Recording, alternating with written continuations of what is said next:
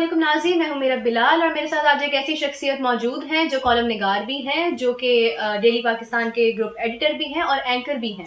आपने इनकी बहुत सारी वीडियोस भी देखी होंगी, तो आइए इनसे सवाल जवाब का सिलसिला शुरू करते हैं कि सहाफ़त की ज़िंदगी में इनको किन चैलेंजेस से गुजरना पड़ा।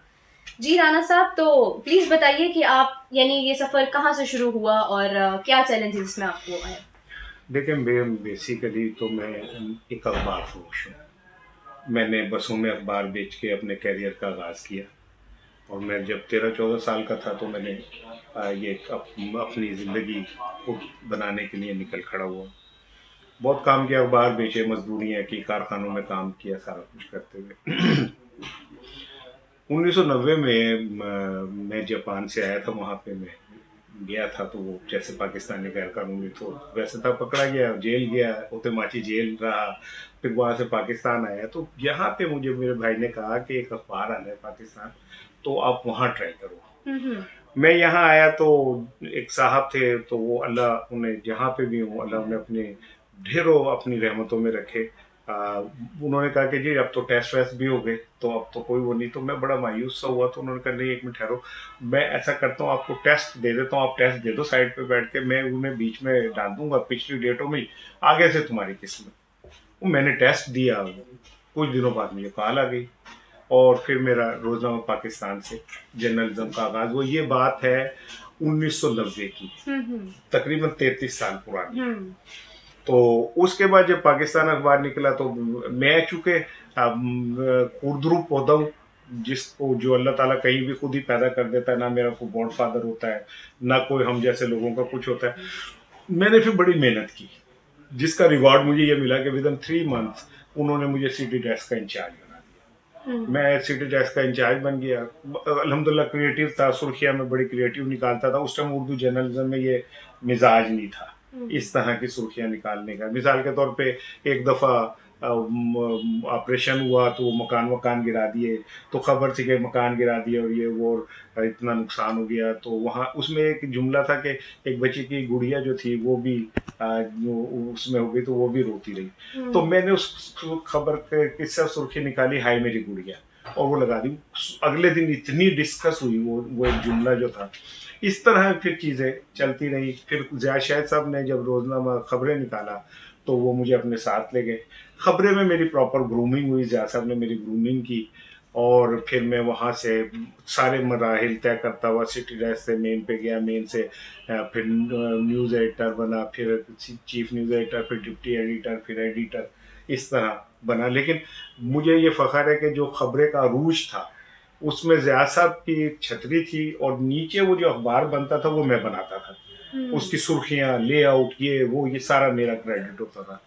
तो फिर अल्लाह का शुक्र है, उसके बाद मैं हाल पाकिस्तान का वाहिद सहाफ़ी हूँ जिसने इतनी बड़ी तादाद में अखबार और चैनल निकाले। अब पाकिस्तान की टीम का हिस्सा था खबरें, फिर मैंने दिन, इनकलाब, जंग ग्रुप का, फिर आज़ाद, फिर क्या कहते हैं चट्टान, फिर there are so many newspapers. फिर उसके बाद चैनल में आ जाए तो मैंने चैनल 5 निकाला, दिन निकाला, स्टार एशिया, वैल्यू टीवी और फिर दुनिया टीवी का मैं एग्जीक्यूटिव एडिटर था लॉन्चिंग टीम का।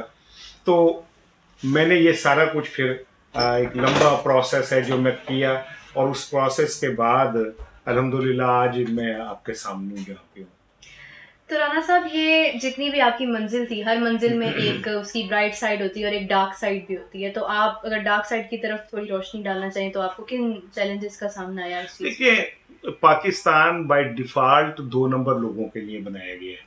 इसमें 1 नंबर आदमी की सर्वाइवल मुश्किल है, ठीक है ना। यहाँ पे जो 2 नंबर होगा वो बहुत तेजी से क्लिक करेगा।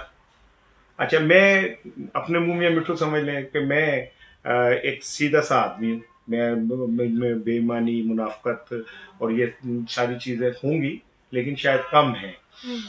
तो मेरे लिए बड़ा मसला बना।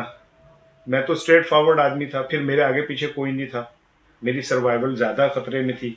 तो उसका फिर मैंने ये नतीजा निकाला कि मैंने मेहनत की बहुत ज़्यादा और अल्लाह ने उसका फल दिया। लेकिन ये फील्ड है ना सहाफ़त की, इसमें अक्सरियत, बाकी शोबों में भी ऐसे ही है, अक्सरियत मुनाफिकीन की, हासदीन की और ऐसे लोगों की जिनकी सोच ही मनफी है उन पे होती है। लेकिन इससे डिसहार्ड नहीं होना चाहिए, क्योंकि इसमें के बावजूद गंद में और कीचड़ में ही कमल का फूल उगता है, बनता है, पैदा होता है। तो अल्हम्दुलिल्लाह मुश्किलात सही, लोगों की मुखालफतें सही, साजिशें सही, लेकिन मेरा रब जो है वो मुझे सरवाइव करता रहा और आज हम मैं इस जगह पे। जी माशाल्लाह। तो इसके अलावा अब राना साहब, उस वक्त की पॉलिटिकल सिचुएशन और आज की पॉलिटिकल सिचुएशन में तो बहुत फ़र्क है, तो इससे सहाफ़त पे कितना असर पड़ता है? देखिए जो आज की सहाफ़त है ना, इसमें सहाफ़ी कम और पार्टियों का तर्जुमान ज़्यादा है। कोई मुस्लिम लीग नून का तर्जुमान है, कोई पीटीआई का तर्जुमान है, कोई पीपल्स पार्टी का तर्जुमान है, कुछ एजेंसियों के पेरोल पे हैं। एजेंसियों के पेरोल पे जो लोग हैं वो ज़्यादा तरक्की करते हैं, उन्हें बड़ी सीटें मिलती हैं, उन्हें प्राइम टाइम के प्रोग्राम भी मिल जाते हैं और उनको बहुत कुछ मिल जाता है। ये अलग बात है कि जब वो उन कंट्रोल में नहीं रहते तो फिर एजेंसियों के लिए भी प्रॉब्लम होती है, ठीक है ना। पहले एजेंसियां खुद ही बनाती हैं और जब वो बहुत बड़ा जिन बन जाते हैं और बोतल में बंद नहीं हो पाते तो फिर एजेंसियों के लिए प्रॉब्लम बनती है। तो आज का सहाफ़ी जो है वो उस दौर का सहाफ़ी बहुत कदर सच्चा था और बड़ा मिशनरी था और बड़ा क्लियर टारगेट हेडेड था। आज का सहाफ़ी जो है उसे ये पता है कि मैंने किस तरह खिदमत करनी है। तो क्या इसकी वजह हमारे पाकिस्तान में जो फाइनेंशियल क्राइसिस है वो? डेफिनेटली, जब आपके यहाँ गुर्बत और भूख बढ़ेगी तो फिर आपके यहाँ बेईमानी और बगावत जन्म लेती तो है। आप ये कहना चाहेंगे कि चैनल्स को जो है वो डिफरेंट पॉलिटिकल पार्टी सपोर्ट करती हैं, जिसके बाद डेफिनेटली वो बाइसनेस शो आज करते हैं? पाकिस्तान का जो मीडिया है वो बाकायदा कंट्रोल्ड मीडिया है, ठीक है। आप देख लेना कि ARY सिर्फ इमरान खान की बात करेगा, जियो सिर्फ नवाज शरीफ की बात करेगा, ठीक है ना। तो इस हर चैनल अपने अपने टारगेट पे है और हर चैनल उस टारगेट के मुताबिक काम कर रहे हैं। तो इसकी वजह क्या है, यानी कि ये सहाफत को किस तरह के क्यों कंट्रोल किया जा रहा है? मतलब देखिए पूरी दुनिया में सहाफत से ही दुनिया को कंट्रोल किया जाता है। यहूदी जो हैं 90-95% मीडिया उनका अपना है। उसमें आप देख लें अल जजीरा मुसलमानों का सबसे बड़ा चैनल भी यहूदियों का फंडेड है। पाकिस्तान में भी बहुत सारे चैनल्स को world bank, IMF, world bank और मुख्तलिफ बैंक जो हैं वो सपोर्ट करते हैं, तो उनके पीछे कौन है, ठीक है। पाकिस्तान के सहाफत में भी बहुत सारे ट्रेंड ऐसे चले जो पाकिस्तान के मुआशरत से मुताबिकत नहीं रखते थे, लेकिन वो चलाए गए ताकि सोसाइटी के अंदर थोड़ी सी गुंजाइश पैदा हो। तो ये सारा कंट्रोल्ड मीडिया है। आप ये समझते हैं मीडिया आज़ाद है, मीडिया बिल्कुल आज़ाद नहीं है। मीडिया सब वो बोलता है जो उसे बुलवाया जाता है। अदरवाइज मुझे बताएं कि 2 करोड़ लोग सैलाब ज़दगान खुले आसमान तले पड़े हैं, करोड़ों लोग ऐसे हैं जिन्हें रोटी नहीं मिलती, करोड़ों लोग ऐसे हैं जो फुटपाथों पे सोते हैं।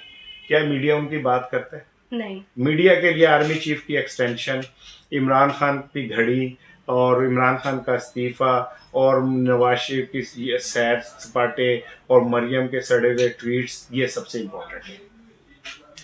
तो आपके ख्याल से जो सोशल मीडिया है वो भी क्या इस सब के ज़ेरे असर आता है, या सोशल मीडिया आज़ाद समझते हैं? सोशल मीडिया जहनी गलाजत का नाम है और इस जहनी गलाजत में जिसके जहन दिमाग में जितनी गलाजत होती है वो उतना उगल देता है। लेकिन सोशल मीडिया का एक फ़ायदा ज़रूर हुआ कि जो ये रवायती मीडिया है इसकी मोनोपोली टूटी है। आप देखें छोटे छोटे क्लिप आ जाते हैं, कहीं बेईमानी हो रही है, कहीं धांधली हो रही है, कहीं जुल्म हो रहा है, तो वो क्लिप आ जाते हैं जो इलेक्ट्रॉनिक मीडिया नहीं दिखाता था, तो वो सोशल मीडिया पे आ जाते हैं, जिसका मतलब ये होता है कि वो चीज़ एक्सपोज हो जाती है। तो आपने भी थोड़ी देर पहले कहा कि जैसे कि आज का जो मीडिया है वो बेसिकली जो सैलाब ज़दगान या इस तरह के जो मामला है उनको कवर नहीं कर रहा, तो इस हिसाब से सोशल मीडिया तो ज़्यादा एहतसाब नहीं कर रहा? बिल्कुल ऐसे ही है, लेकिन इसी की आड़ में इतना मनफी और करैक्टर एसेसिनेशन पे मबनी मवाद आ जाता है, ऐसी वीडियोस आ जाती हैं जो नहीं आनी चाहिए। सबकी इज्जत सांझी है, सबकी प्राइवेसी सांझी है, लेकिन वो आ जाती है तो उसके बाद फिर उसे रोकना मुमकिन नहीं रहता। आपको तो क्या लगता है ये जो लीक होती हैं वीडियोस, ये क्या खुद करवाई जाती हैं पॉपुलैरिटी के लिए, फेम के लिए, या ये बस हो जाती हैं? नहीं, इसमें 2 चीज़ें हैं। एक तो कुछ वीडियोस तो ऐसी हैं जो बाकायदा मुनज़्ज़म साजिश के तहत, जैसे मरियम ने कहा कि मेरे पास गंदी वीडियोस मौजूद हैं जजों की, तो उसके पास बहुत बड़ी लाइब्रेरी है माशाल्लाह। तो लेकिन कुछ लोग पर्सनल अपने ग्रज भी निकालते हैं और उस ग्रज में निकाल कर लेते हैं। तो ये सारा कुछ जो भी है तो गलत ही ना।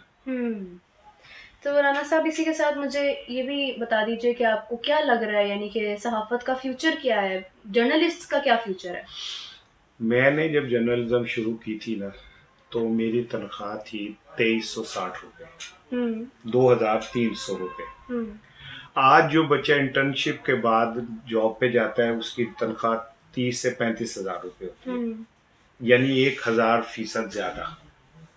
ठीक है, तो इसका मतलब ये हुआ कि जो आज का बच्चा है उसको एक अच्छा स्कोप अवेलेबल है।